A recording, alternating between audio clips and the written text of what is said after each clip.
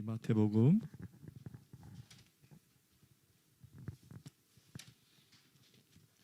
1장 1절 그리고 17절 두 절만 보십시다. 마태복음 1장 1절 그리고 17절 시작. 아브라함과 다윗의 자손 예수 그리스도의 계보라. 17절. 그런즉 모든 대수가 아브라함부터 다윗까지 연례되어 다윗부터 바벨론으로 사로잡혀 갈 때까지 연례되어 바벨론으로.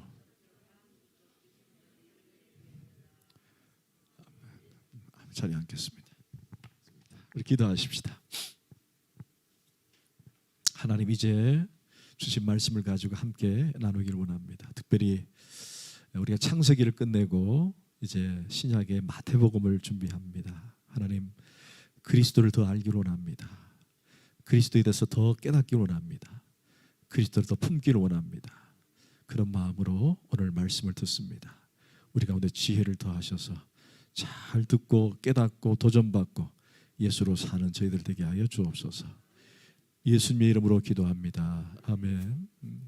아직 음향기기가 세팅이 다 확실히 안 돼서 그런가 목사님도 소리가 웅웅거리고 잘 안 들려요. 조금 될 때까지 좀 양해해 주시고, 오늘 베이스도 좀 문제가 생겨서 하지는 못했는데 잘 진행될 수 있도록 계속 격려와 위로를 부탁을 드립니다.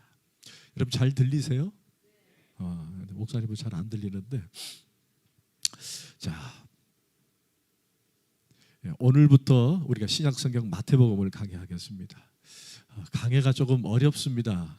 특별히 성경에 관심이 없으면은 그냥 뭐 헐 지나가는 그런 얘기가 될 수도 있고, 또 특별히 성경에 관심이 없는 분들은 뭐 이게 뭐 꼭 내게 필요한가라고 그렇게 들려질 수도 있고 어려울 수도 있습니다. 그런데 저는 뭐 우리 주사람교회에서 늘 그렇게 설교를 해왔지만 설교의 각도를 다양하게 만들어서 그 본문이 주고자 하는 내용들을 충분히 이해하고 또 그 말씀을 우리 속에 받아들여서 그걸 도전의 삶으로 또 드러내는, 거기까지 가는 것을 목사님의 설교의 목적으로 삼고 있습니다. 그래서 조금 어렵더라도 말씀을 하나하나 배워가면 참 좋겠다 싶어요.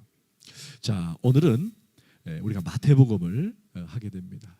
여러분 보통 통독을 하자 그러면 어디서부터 시작을 하세요? 통독을 하자 그러면 성경을 읽자 하면 제일 처음 우리는 그렇죠, 주저없이 창세기를 합니다. 그러다가 잘 나가다가 너무 재미있는데 어디서 딱 중단을 하죠? 레위기서에서 중단을 합니다. 너무 재미가 없거든요. 그러다가 나는 글렀다. 그리고는 구약을 딱 접고 어디부터 다시 시작하느냐? 신약부터 시작하는 분이 계세요. 신약부터. 그래서 신약을 어디서부터 시작하느냐? 또 마태복음을 시작을 합니다. 그런데 막상 마태복음 딱 시작하면은 어때요? 또 재미가 없거든요. 왜? 족보부터 시작하니까. 누구는 누구를 낳고 누구는 누구를 낳고 누구는 누구를 낳고. 그래서 상당히 인내심을 요구하는 책, 바로 이게 마태복음입니다. 오늘 저는 이 마태복음을 같이 강의하면서 서론식으로 함께 오늘 본문이 또 우리에게 주는 특별한 의미를 좀 새달았으면 좋겠어요. 그냥 우리가 이 마태복음 1장을 족보에 대한 얘기를 하면서 지금까지는 그냥 족보를 쭉 읽음으로써, 계보를 읽음으로써 그냥 그런갑다라고 생각을 할 수 있겠지만은, 특별히 마태가 왜 첫 장에 계보를 할애했을까, 왜 첫 장에 족보를 실었을까, 여기에 대한 내용들을 조금 우리가 이해하고 그리고 마태복음을 진행하면 참 좋겠다 싶습니다. 우리 1절을 다시 한번 큰 소리로 읽겠습니다. 시작. 아멘. 자, 예수 그리스도의 계보라. 자, 우리가 기원전과 기원후 세계사를 그렇게 나누죠. 나누는데 그 기원전을 Before Christ로 얘기를 합니다. BC. 그리고 기원후를 갖다가 AD로 얘기하는데 아노 도미니라고 얘기를 해요. 그러니까 그리스도가 오시기 전과 그리스도가 오신 후를 기원전, 기원후로 나눕니다. 여러분, 이게 세상에 어떤 종교도 이런 인물이 없어요. 누가 내가 왔다 그래서 그걸 세계사적으로 기원 전, 기원 후 이렇게 나눈 적은 없잖아요. 예, AD, BC 나눌 수 있는 유일한 분은 그리스도밖에 없어요. 그래서 BC는 주님 오시기 전, 그리고 AD는 주님의 해, 주님 오시고 난 후라고 그런 얘기가 바로 여기 있는 거예요. 그래서 우리가 세계사적으로도 봤을 때도 예수님 오시긴 전, 오신 후로 나눈 것처럼 이 성경도 신약 시대와 구약 시대를 나누는 그 첫 번째 이유는 바로 그리스도가 오심으로, 그리스도를 통해 바로 그렇게 나누게 되죠. 자, 오늘 예수 그리스도의 계보라고 되어 있는데 옛날 성경을 가지신 분들은 계보라고 얘기 안 하고 세계다라고 얘기하는 거예요. 세계. 예수 그리스도의 세계라. 또는 족보 이렇게 기록이 되어진 적이 있습니다. 계보가 맞을까요? 세계가 맞을까요? 족보가 맞을까요? 그렇죠. 역시 똑똑해요. 네, 다 맞습니다.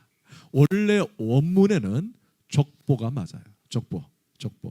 게네세오스라고 하는 그 뜻은 게네세오스, 족보. 게네세오스, 게네시스, 제네시스, 시작. 이라는 그런 뜻이죠. 그래서 기원, 족보, 세계 모두 다 해석을 해도 특별히 문제는 없습니다. 신약 성경의 첫 책은 마태복음이죠. 마태복음이 첫 책이라 그래서 신약 성경의 연도대로 말했을 때 제일 먼저 쓰인 책이 마태복음이다라는 생각은 아니에요.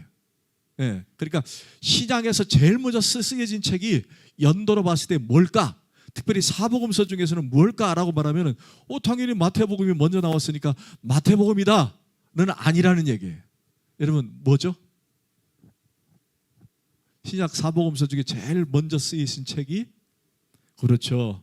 오래전에 제가 강의를 했던 마가복음이에요. 마가복음이 제일 먼저 쓰여졌어요. 그들 그 마가복음을 통해서 또 마태도 기록하고 또 누가도 기록하고 그리고 요한은 또 따로 기록하고 이런 식으로 기록을 하게 됩니다. 그럼 마태복음의 저자는 누구죠? 그렇죠. 정확하면 기록자는 마태입니다. 그런데 성경에 마태가 기록했다고 나올까요? 안 나올까요? 안 나와요. 나오진 않습니다. 하지만 성경의 학자들마다 공이 똑같이 주장하는 것은 마태복음을 기록한 이 기자는 마태다라고 하는 정확한 그런 설명들을 하기도 합니다. 그래서 우리는 주저없이 마태복음의 저자는 마태다. 그렇다고 해서 마태가 기록했다 그래서 마태 스스로 쓴 것은 또 아니라는 거예요. 그것을 가르쳐서 우리는 성경의 영감설이라고 얘기해요. 영감, 마누라 그런 뜻이 아니라 영감이라는 말은 어떻게 성경이 감동이 되어서 기록했는가. 그것은 모두 다 영감, 하나님께서 주시는 은혜로 기록했다. 이렇게 돼요.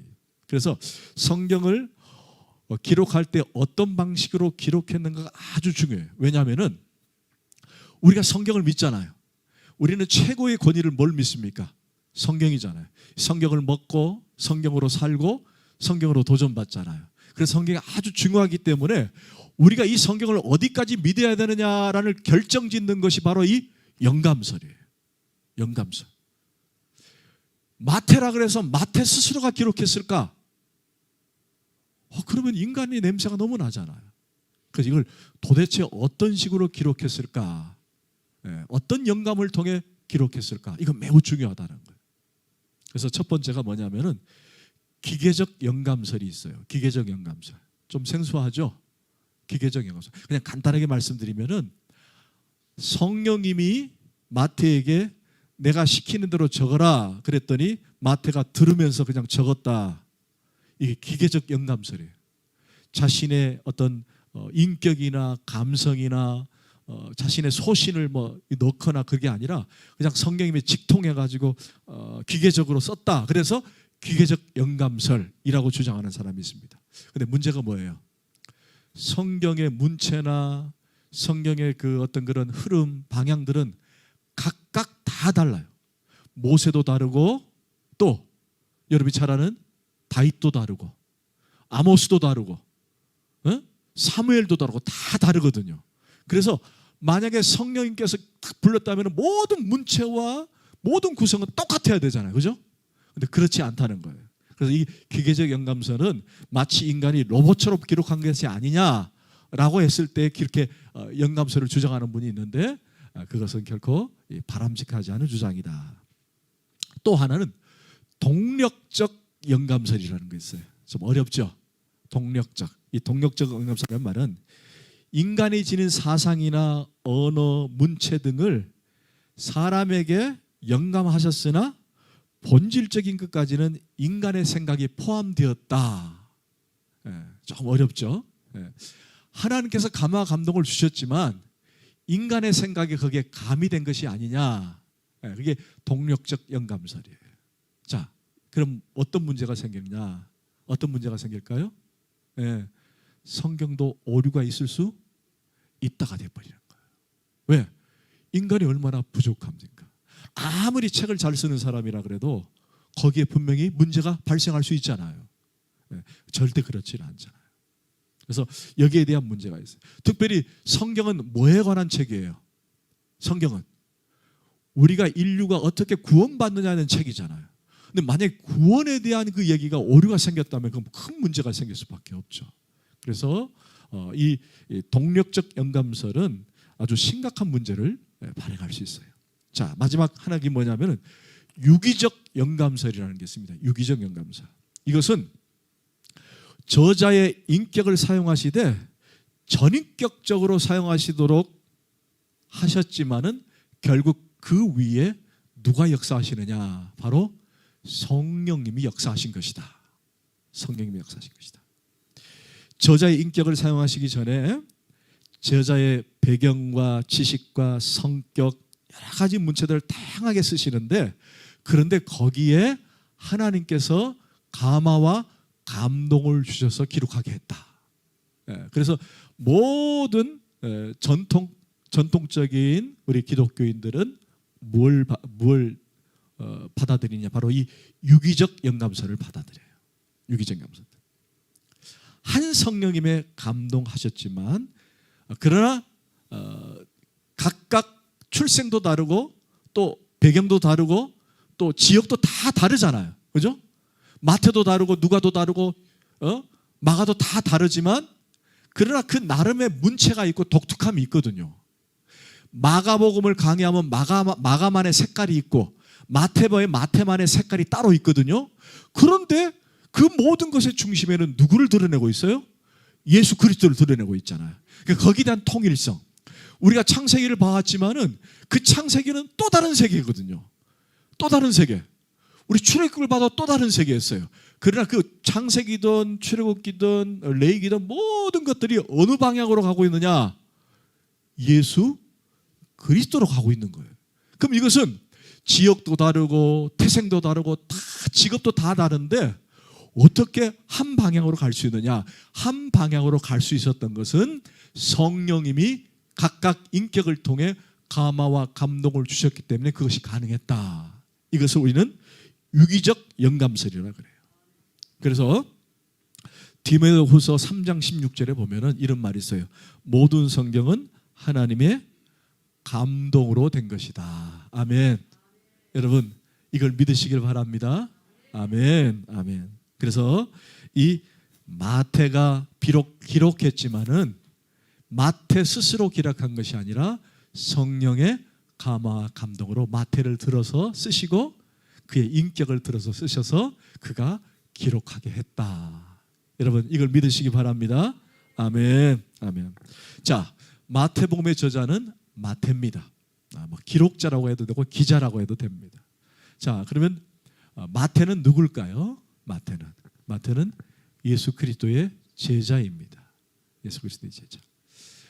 마태의 직업은 세리입니다. 세리. 세금을 걷는 사람. 그래서 좀 더 우리는 마태를 가리켜서 세리장 마태다라고 소개를 합니다. 가버나움이라는 곳이 있어요. 저기 해안 지역에 있는 이 가버나움이라는 지역에 보면은 그곳의 한켠에 큰 건물을 지어놓고 그 해안 지역을 오가는 상인들에게 그때는 뭐 로마에 의해서 로마에 의해서 각각 고용된 사람들이 세금을 받아요. 이때 마태가 로마에 고용이 되어서 세금을 받는데 그 세금 받는 사람 중에 장이었어요. 아주 위대한 사람이죠. 똑똑한 사람. 그러다가 예수님을 만났고 제자가 된 거예요. 제자가. 여러분, 이 단순하게 예수님의 제자가 됐기 때문에 열장 하나로만 제자가 된 것은 아닙니다. 여러분, 이 마태라는 사람은요 정말 똑똑한 사람이에요. 특별히 세무행정에 매우 뛰어난 사람이에요. 세무행정. 여러분, 그 세무행정하는 사람들 정말 지혜롭잖아요. 계산 빠르죠. 또 그 날수가 되면 어떻게 또 걷어야 되는지, 또 어떻게 나눠야 되는지 얼마나 똑똑합니까? 똑똑하거든요. 대단히 똑똑해요. 그 중에도 세리장을 하는 사람이에요. 여러분, 이때 당시에는 뭐 돈 내, 그러면 뭐 스스로 세금해 가지고 이렇게 쭉 내는 게 아니라 가서 어떻게든 받아내는 용기도 있어야 돼요. 뚝심이 있어야 돼요. 그래서 지혜로울 뿐만 아니라 아주 뚝심이 강한 사람이었어요. 그리고 여러 나라 사람들이 와서 지나가기 때문에 잡아놓고 세금을 거두려면 그 사람들의 말을 배워야 돼요. 그러니까 언어도 능통했다는 거예요. 그러니까 마태복음에서 이 마태는 아주 똑똑하고 지혜롭고 아주 뚝심이 있는 그런 사람이었다. 자, 여기까지 마태복음의 첫 소론이 됩니다. 자, 그렇다면 왜 마태는 계보로 족보를 시작했느냐라는 거예요. 궁금하지 않아요? 우리 한국 사람들 족보 좋아해요, 안 좋아해요? 저도 옛날에, 지금은 하도 이사를 많이 다니니까 족보책을 버렸는데 옛날에 그 족보책을 뭐 임시 가문에서 전화가 왔더라고요. 임시 종친회인데 이 족보를 사야 된다고. 한동안 많이 팔아먹었거든요. 그래가지고 이만한 걸 내가지고 그냥 갖다 놓고 펴지도 않고. 참 그 족보, 특별히 우리나라 사람들은 족보를 참 좋아해요. 그래서 이제 만나면 저 성이 김씨입니다. 김씨냐고. 어디 김씨냐고. 어디 김씨. 그러면 막 같은 김씨다 그러면 형이 되고 아우가 되고 막 누나가 되고 동생이 되고 삼촌이 되고 다 그러잖아요. 여러분 안 그러세요? 그러거든요. 여러분, 족보가 왜 중요해요? 족보가 중요한 이유가 뭐예요? 족보가 중요한 이유는 그 사람의 근원과 혈통이 뭐냐, 그걸 알기 위해서 그렇거든요. 그 사람의 혈통과 근원. 물론 족보를 들먹이는 이유는 사실은 출생 성분이 평범한 사람은 잘 안 해요. 꼭 보면은 나름의 자기가 평민이 아니라 양반이다, 자기는 왕가다, 이런 사람들이 보통 족보를 들먹이잖아요. 특별히 이시성을 가지신 분들, 저는 뭐 전주이시다, 그러면 기분 되게 좋아하지 않습니까? 안 그런가요? 이경환 집사님은 어느 이시예요? 전주이십니다. 전주이시예요. 전부 다 아래 것으로 보이겠네. 왕족이네요, 왕족. 근데 사실은 평민들이 족보 찾는 경우가 없거든요. 보통 족보를 찾는 사람들 보면 왕족이나 양반들이 족보를 따지지 뭐 하급자들은 잘 내오시지 않습니다. 그런데 오늘 본문에서 족보라 그래서 여러분 오해를 하지 말아야 될 것이 하나 있어요. 여러분 꼭 기억하십시오. 이건 중요합니다. 오늘 마태가 기록한 이 계보는 혈통에 관한 계보가 아니라는 거예요. 다시, 오늘 마태복음 우리가 계보를 시작하면서 이 계보 족보는 이시성을 가진 사람들의 쭉 혈통을 나열하는 것처럼 예수님의 혈통을 나열한 것이다, 아니라는 거예요. 왜냐? 예수님은 혈통으로 오신 것이 아니기 때문에. 여러분 그걸 믿으셔야 돼요. 예수님은 인간의 몸으로 오신 하나님이신데 동정녀 마리아의 몸을 통해서 오실 분이지 혈통을 통해 씨를 통해 오신 분이 아니라는 거예요. 여러분 이게 중요합니다. 그래서 우리는 아브라함과 다윗의 계보라 그러니까 아브라함 때부터 쭉 혈통으로 내려와서 마치 예수님께서 혈통의 한 부분으로 오신 분이 아닌가 이렇게 오해하는 경우도 있더라는 거예요. 그래서 오늘 족보는 혈통에 관한 족보가 아니라는 걸 여러분 꼭 기억하세요. 만약에 마리아가 요셉과 결혼하지 않고 다른 사람하고 결혼을 했다면 다른 사람 가문으로 올 수도 있는 거예요. 이해가 되세요? 그래서 오늘 본문은 예수님이 혈통을 증명하기 위한 족보 계보가 아니라는 거예요. 자, 그럼 마태가 이 복음서를 기록한 목적이 뭘까? 자, 목적에 대해서 잠깐 설명하겠습니다. 여러분, 유대인들에게 예수님이 메시아라는 것을 알리기 위해서 그는 족보 계보를 시작한 거예요. 누구에게? 유대인들에게. 예수님의 족보는 메시아로 오신 분이라는 것을 증거하고자 그가 기록한 겁니다. 여러분, 유대인들은요 구약의 예언을 철저하게 믿는 사람들이에요. 유대인들은 구약의 예언을 철저하게 믿는 사람, 그리고 확신하는 사람들. 마태는 여기서 예수님의 계보를 설명함으로써 예수님은 구약에 예언된 메시아다라는 것을 설명하기의 목적이 바로 이 계보를 설명한 거예요.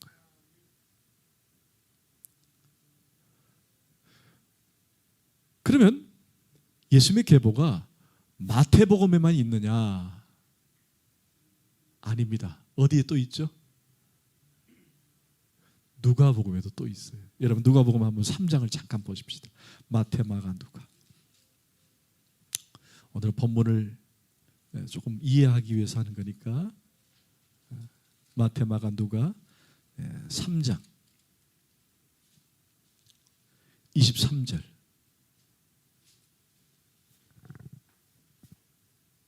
시작. 예수께서 가르침을 시작하실 때에 30세쯤 되시니라. 사람들이 아는 대로 요셉의 아들이 요셉의 위는 헬리요. 자, 그러면서 쭉 이제 어떻게 되면 마태복음과 누가복음의 차이는 마태는 계속 아브라함으로 해서 내림차순으로 되어 있어요. 그죠? 누구는 누구를 낳고 누구는 누구를 낳고 누구는 누구를 낳고. 그런데 누가복음은 올림차순으로 되어 있어요. 요셉의 위는 헬리요. 헬리의 이는 누구요? 누구는 위는 누구요? 누구는 위는 누구요? 계속 위로 올림차수로 되어 있습니다. 그죠? 바로 마태복음과 누가복음의 이 계보의 차이점은 내려져 있느냐 올려져 있느냐 두 차이밖에 없어요. 물론 그 안에 이름들이 누가복음에 있는 이름이 마태복음에는 빠진 적도 있습니다. 그건 제가 뒤에 설명을 해드릴게요. 자, 그렇다면 저를 잠깐 볼까요? 마태는 왜 위에서부터 내려왔을까? 그리고 누가는 왜 밑에서부터 위로 올라왔을까? 그게 이유가 있어요.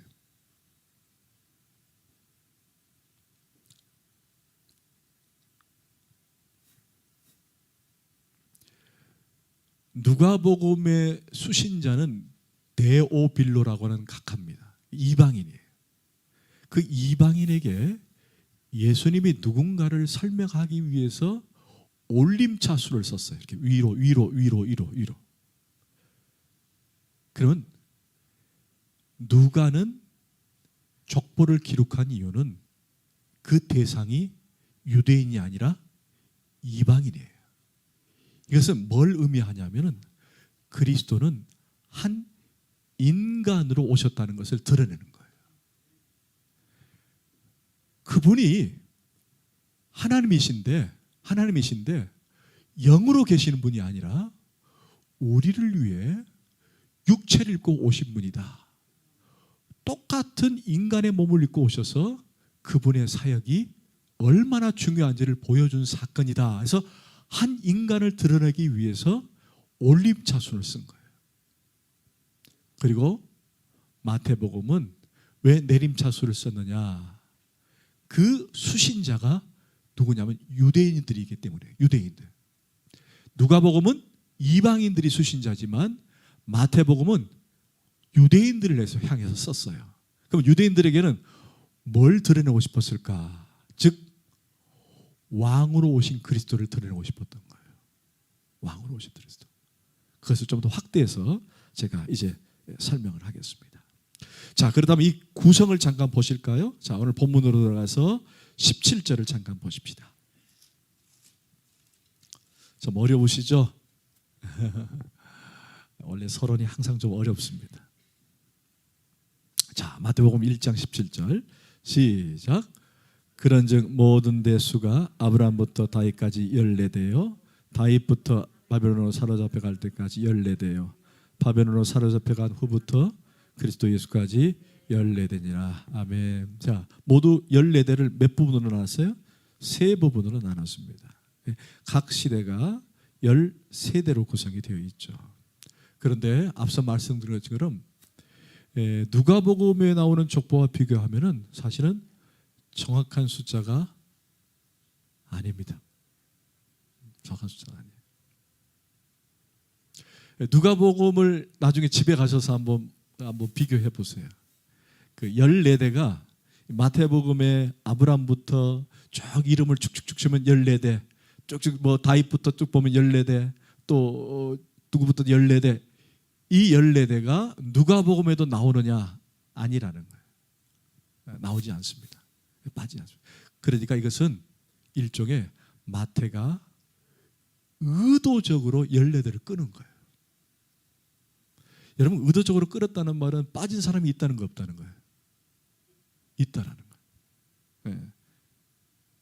그런데 이 일부러 마태가 에이 별로 의미도 없는 사람 빼버리자 이게 아니라 거기는 특별한 이유가 있어요. 그래서 조금 어려운 얘기지만은 히브리인들은 특별히 숫자를 매우 중요하는데 그 숫자를 중요시하기 위해서 그 숫자를 맞추기 위한 용법을 게마트리아 용법이라 그래요. 좀 어렵습니다. 한번 따라해 볼까요? 게마트리아 용법. 게마트리아 용법. 갑자기 학교 온 것 같죠? 게마트리아. 이것은 히브리가 이게 알파벳이라는 게 있잖아요. 알파벳이 있는데 그 알파벳 다 숫자가 이렇게 매겨져 있어요. 그 숫자를 어떻게 조합을 해서 뜻을 풀어서 성경을 해석한 방식이 게마트리아 용법이라 그래요. 용법. 그러니까 마태는 누가복음에 나온 족보 또는 역대기, 역대상, 사무엘하 쫙 이렇게 구약 역사에 들어와 했던 모든 인물들 중에 굳이 14대 의도적으로 14대를 다 끊어버렸다는 거예요. 의도적으로. 그게 바로 게마트리아 용법에 의해서. 왜 그랬을까? 그 이유는 간단해요. 그렇게 어렵지 않아요.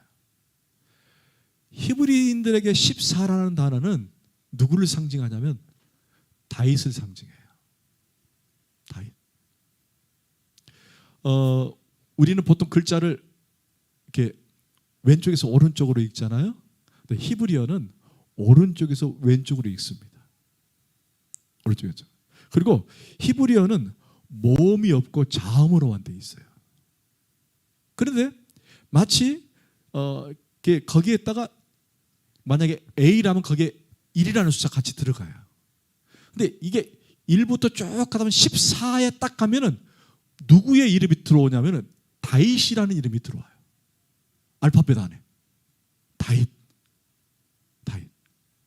그래서 이 결국 14대로 마태가 끊었던 가장 큰 중요한 이유는 뭐냐? 굳이 사람을 빼가지고 14대로 딱 맞추려고 하는 어떤 목적이 뭐냐?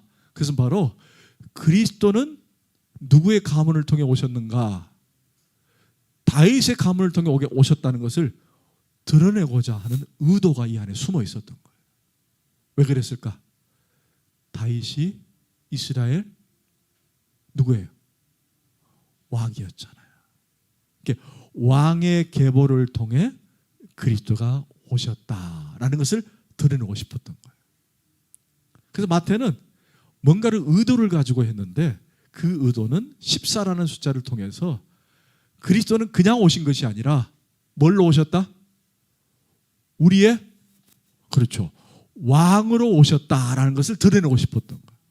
14를 쓴 이유는 바로 왕으로 오셨다는 걸 드러낸 거예요. 14라는 그 숫자 속에서 우리가 세 가지로 구분을 하죠. 아브라함에서부터 다윗까지. 그리고 두 번째는 다윗에서부터 바벨론 포로로 잡히기 전까지. 그리고 세 번째는 이제 몰락의 시대입니다.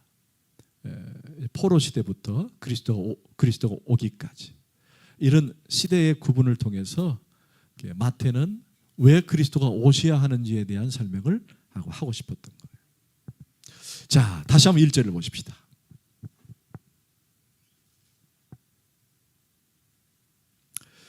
자, 그렇다면 오늘 이제 다른 사람들은 다 나눴고 1절에서 아브라함과 다윗의 자손 예수 그리스도의 계보라. 나중에 아브라함이 나오고 다윗이 나오지만은 왜 굳이 1절에 아브라함과 다윗의 자손 예수 그리스도의 계보라라고 썼을까? 그럼 우리는 보통 어떤 생각을 하냐면은 예수 그리스도는 혈통은 아니지만 혈통으로 오신 건 아니지만 계보상 족보상 아브라함의 쭉 계보로 오셨구나.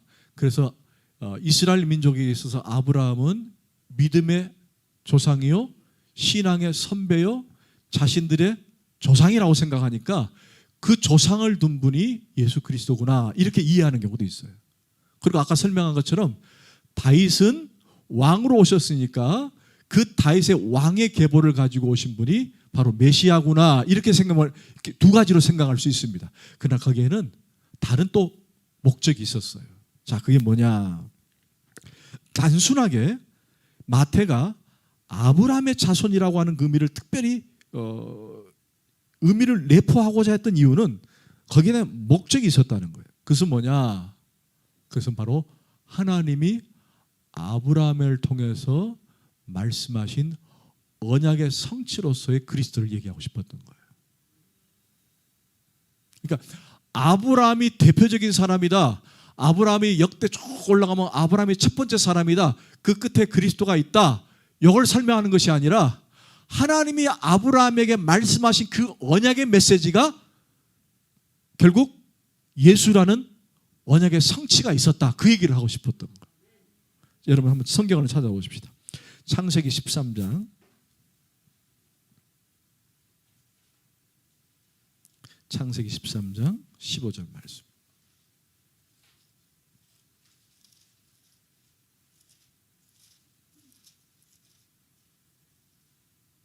창세기 13장 15절 말씀.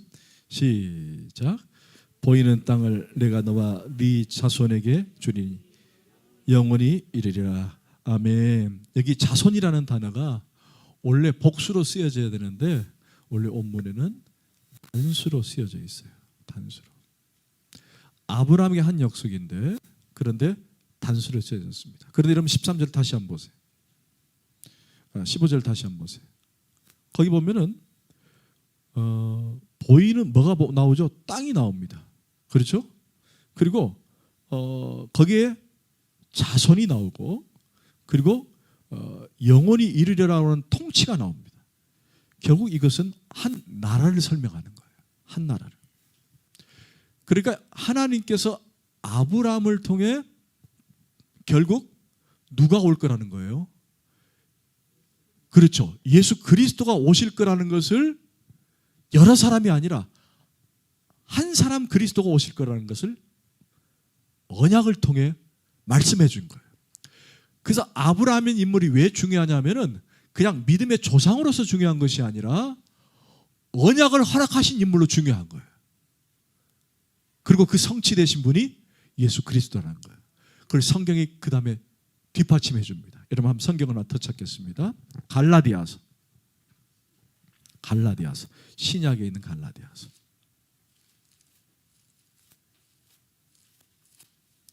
제가 가지고 있는 성경책 신약 304쪽.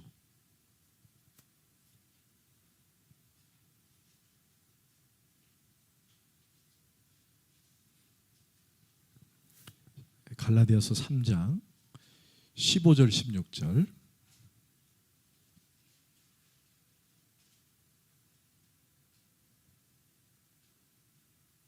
자, 15절 16절 시작. 형제들아 내가 사람의 예대로 말하노니 사람의 언약이라도 정한 후에는 아무도 폐하거나 더하거나 하지 못하니라.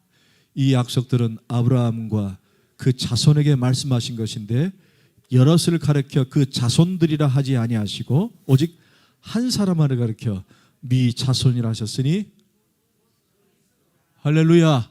아멘. 아멘. 무슨 얘기인지 아시겠죠? 왜 마태복음 1장 1절에 아브라함과 그 아브라함은 한 인물로 얘기할 것이 아니라 오늘 이 말씀을 하고 싶었던 거예요. 그분은 하나님의 언약으로 오신 유일하신 그리스도다. 아멘. 그걸 설명하고 싶었던 거예요. 그래서 그것이 결국 오고 오는 세대를 통해 그 시대를 뚫고 2000년 전에 그 약속이 성취가 되었는데 그분이 바로 예수님이시다. 할렐루야. 아멘. 자, 그렇다면 왜 다윗이 나올까요? 다윗은 왜 그럴까? 왕으로서의 다윗을 맞습니다. 14라는 숫자를 통해서 왕으로 오신 그리스도를 설명하기 위해서 다윗의 그 독특함을 드러내고 싶어서 의도를 가지고 쓴 것은 사실이에요. 그런데 거기에 또 하나 숨은 것이 있어요. 또 하나 숨은 것입니다. 그게 뭐냐면은 여러분 사무엘하 7장을 잠깐만 펴십시다. 그럼 펴고 그냥 계시면 됩니다. 구약의 417쪽. 구약 417쪽.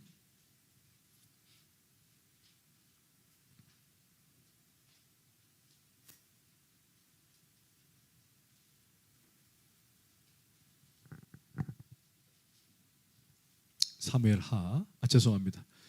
사무엘하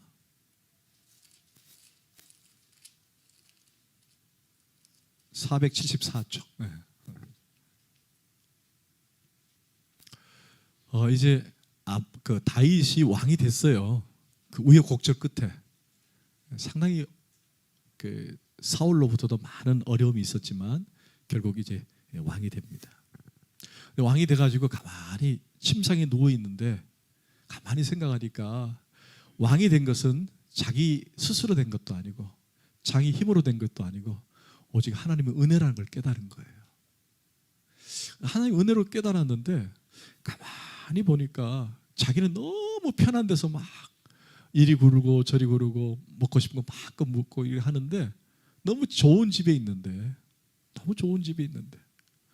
하나님의 법궤는 저 천막에, 하나님의 법궤는 저 구석에 그냥 널브러져 있는 거예요. 그래서 아니다. 내가 하나님의 은혜를 많이 받아서 왕이 되었는데 정말 하나님의 실존, 하나님의 실제라고 하는 이 법궤는 아무 구석에 처박혀 있는 것, 이건 아닌 것 같다. 그런 나단 선지자를 불러가지고 나단 선지자에게 나단아 내 마음이 이렇다. 내가 하나님의 전을 짓고 싶다. 하나님의 집을 짓고 싶다. 나는 이렇게 잘 먹고 잘 사는데 하나님은 저렇게 왜소한 곳에 계시는 것 같고 내가 마음이 너무 불편하다.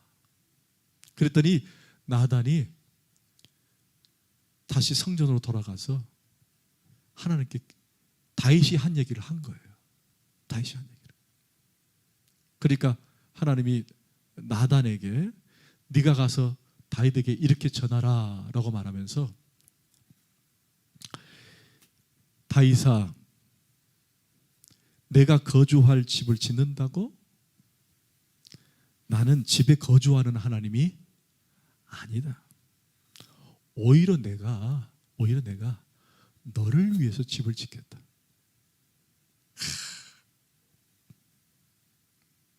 그리고는 12절에 이렇게 말씀하세요. 자, 7장 12절 시작.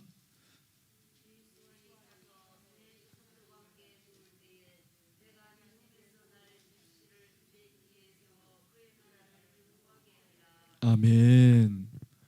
하나님께서 나를 위해 집을 짓지 말고 내가 너를 위해서 집을 짓는데 그 집을 통해서 네 몸에서 날 네 씨를 네 뒤에 세워 그의 나라를 견고하게 하겠다. 근데 여기 씨라는 단어도 동일하게 단수로 나와 있어요. 씨들이 아니라 씨로 나와 있습니다. 누굴 얘기하는 거예요? 예수 그리스도. 그러니까 원래 집이라는 것이 뭐예요? 집이라는 게 안식이잖아요. 여러분 집에 가면 불편해요? 집에 가면 평안하셔야 되죠? 집에 가면 막 힘들고 못 살 것 같고 그런 분 아무도 없잖아요. 집에 가면 괜히 따뜻하고 마음도 좋고 그렇잖아요. 그죠? 예수님을 가리키는데 그리스도를 통해서 온 인류가 안식을 거할 그 집을 짓겠다는 거예요. 짓겠다는 거예요. 다윗이 하나님의 집을 짓겠다는 것과 하나님이 인류를 위해 그리스도를 통해 집을 짓겠다는 것은 차이가 있었던 거예요. 즉 하나님이 지으신 집은 그리스도를 통해 지으신 것이다. 그래서 그리스도가 이 땅에 오신 것은 어떤 아브라함에게 다윗에게 그냥 계보나 가문이나 족보를 통해 오신 것이 아니라 그분이 말씀하신 것처럼 말씀의 성취로 오셨다는 것을 마태복음 1장 1절에서 설명을 하고 싶었던 거예요. 아멘. 할렐루야. 말씀을 맺겠습니다. 여러분 족보를 우리가 다 보지는 않았어요. 그러나 1절과 17절을 통해서 우리는 딱 하나만 오늘 말씀을 좀 갖고 갔으면 좋겠어요.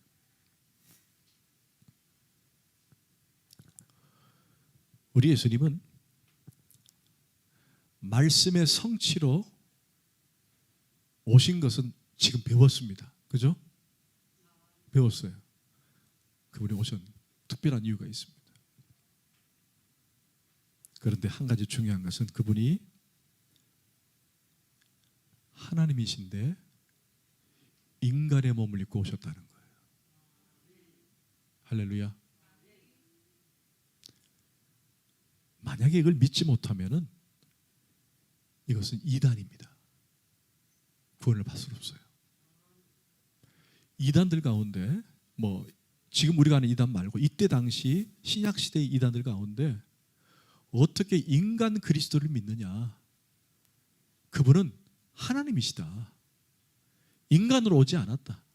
다만 우리가 눈으로 보이는 것은 하나님이지 인간이 아니다. 이렇게 하는 이단들이 있었어요. 그러나 오늘 계보를 통해서 우리가 확실하게 확인해야 하는 것은 뭐냐? 그분은 하나님이시지만 인간의 몸을 입고 오셨다는 거예요. 할렐루야. 여러분 성경 하나만 더 찾으십시다.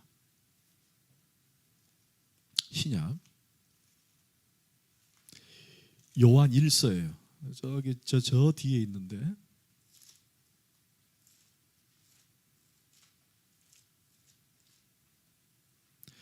제가 가지고 있는 성경책 390쪽 또는 388쪽 요한 1서 4장 391페이지 쪽에 있네요. 여러분 읽으시면서 우리 믿음으로 아멘하며 고백합시다. 시작. 요한 1서 4장 1절 시작. 사랑하는 자들아 영을 다 믿지 말고 오직 영들이 하나님께 속하였나 분별하라. 많은 거짓 선자가 세상에 나왔습니다. 이로써 너희가 하나님의 영을 알지 곧 예수 그리스도께서 육체로 오신 것을 시인하는 영마다 하나님께 속한 것이요 예수를 시인하지 아니하는 영마다 하나님께 속한 것이 아니니 이것이 곧 적그리스도의 영이니라. 오리라 한 말을 너희가 들었거니와. 아멘. 무슨 말이에요? 그리스도는 영으로 오신 것이 아니에요. 예? 그리스도는 육체를 입고 오셨어요. 할렐루야. 그러니까 육체를 입고 오는 걸 부인해서는 안 된다는 거예요. 아멘. 그러면 왜 그것이 중요한가? 여러분 그 성경 하나 더 찾아요. 바로 앞에 있어요. 요한일서 앞에 히브리서 9장. 히브리서 9장 22절. 왜 육체로 오셨는지를 알아야 될 거 아니에요. 9장 22절 시작. 율법을 따라 거의 모든 물건이 피로써 정결하게 되나니. 아멘. 왜 하나님이 인간으로 오셔야 되느냐? 그 이유는 피 흘려 죽기 위해서. 여러분, 피 흘림이 없이는 죄 사함을 받을 수가 없다는 거예요. 원래 구약에는 내가 죄를 지으면은 내가 피를 흘려서 주님 앞에 죄를 사할 수가 없어요. 대신 다른 방법이 있었는데, 흠없고 티 없는 어린 양을 죽여서 제단에 뿌리는 것으로 대신 죄를 사했어요. 그 어린 양의 피의 보혈을 직접 육체를 입고 오신 분이 누구냐? 바로 예수 그리스도라는 거예요. 이런 피 흘림을 통해 죄 사함을 받을 수 있다는 말은 육체로만이 가능하다는 거예요. 할렐루야. 그래서 그분이 육체를 입고 오셨어요. 우리의 죄를 사하기 위해서. 그래서 그분이 우리 가운데 육체로 오셔서 우리 죄를 사하기 위해서 십자가에 죽으신 거예요. 할렐루야. 이걸 믿고 받아들이면 구원받는 거예요. 아멘. 아멘. 그런데 여기서 끝나면 조금 아쉽죠. 그분이 왜 육체로 오셨을까요? 우리 죄를 사하기 위해서 오신 게 첫 번째입니다. 또 하나는 뭐냐? 그래서 바로 우리를 너무나도 사랑하시기 때문에 육체로 오신 거예요. 왜? 그분의 공생애는, 그분의 삶은 우리를 너무나도 잘 아시는데 가장 중요한 조건을 다 갖추셨어요. 그분은 굶주려 보기도 했고, 그분은 돌을 맞아 보기도 했고, 그분은 사람들로부터 손길함도 당해보기도 했고, 그분은 가장 외롭게 힘들게 고통 가운데도 그는 거하기도 했었어요. 만약에 육체를 입고 오지 않았다면 그건 아무 필요 없었을 거예요. 그러나 육체를 입고 오셨기 때문에 그 길을 걸어가신 거예요. 그리고 그분은 마침내 십자가라는 고난과 그 아픔 속에 그분은 최종 절정에 이르게 됩니다. 결국 이것은 그분이 고통당하시고 아픈 것은 여러분을 너무나도 잘 이해하시려고, 잘 이해하시려고. 여러분, 어떤 환자에게 힘들지, 어렵지, 힘내, 여러분 이거 큰 위로가 안 돼요. 물론 그렇게 해야 됩니다. 그래, 가장 위로가 되는 사람은 뭐예요? 나도 경험해봤어, 나도 아파봤어, 얼마나 힘들어. 예수님이 그렇다는 거예요. 이 코로나 시대에 얼마나 힘들어요. 그래, 주님이 왜 위로가 됩니까? 그분이 이 코로나 같은 그런 심정을 그때 공생의 기간에 가지셨거든요. 외롭고 힘들고 조롱당하고 아파하고 그걸 다 하셨거든요. 육체를 입고 오지 않았다면 그분은 그런 경험이 없었을 거예요. 육체로 입고 오셨기 때문에 그분이 그걸 경험을 하셔서 우리를 이해하시고 우리의 아픔을 아시고 위로하신 분이 된 거예요. 여러분, 아픈 분이 계시고, 여러분 인생 가운데 괴로운 분이 계시고, 어려운 분들이 계실 거예요. 그때 예수님의 음성을 듣는 거예요. 딸아, 너 힘들지? 나도 그거 경험해봤거든. 딸아, 너 얼마나 힘드니? 나도 그거 다 안다. 힘내라. 너 사랑한다. 그래서 그분이 육체로 오신 거예요.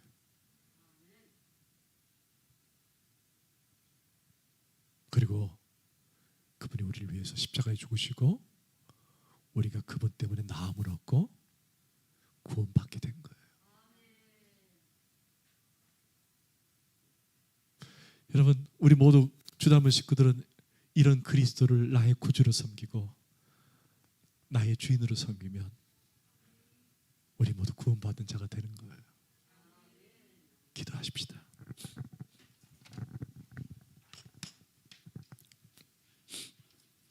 하나님,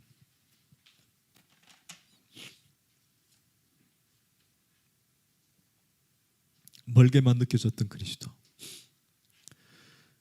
멀게만 느껴졌던 하나님이 아니라 내 곁에 가까이 계시고 나와 함께 하신 분, 그래서 더없이 좋으신 분, 그래서 지금도 함께 하시고 계시는 그 그리스도를 내 삶에 인정하며 주님을 사랑합니다. 내가 힘들고 어려울 때 너 힘들구나, 너 어렵구나, 내가 너 잘한다, 나도 그래 봤거든.